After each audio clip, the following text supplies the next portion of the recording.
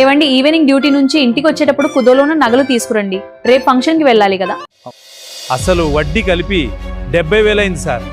సరే, నేను నెక్స్ట్ మంత్లో తీసుకుంటాలే. ఏమైందండి, ఎందుకలా ఉన్నారు? నగలు తీసుకుని రాలేదు. బాధపడకండి, 100 రూపాయల గిల్టు నగలు తీసివ్వండి చాలు. అక్క, ఫంక్షన్ లో ఎంటర్టైన్మెంట్ లేదన్నావు కదా? అవును, ఏదైనా కావాలి.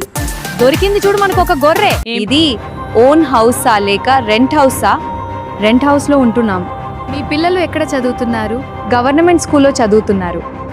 మీ ఆయన ఏం పని చేస్తాడు?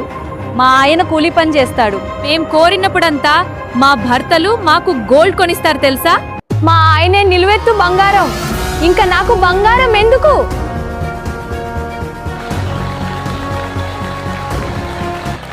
మనం దీన్ని బక్రా చేద్దాం అనుకుంటే ఇది మనల్ని బక్రా చేసింది కదే.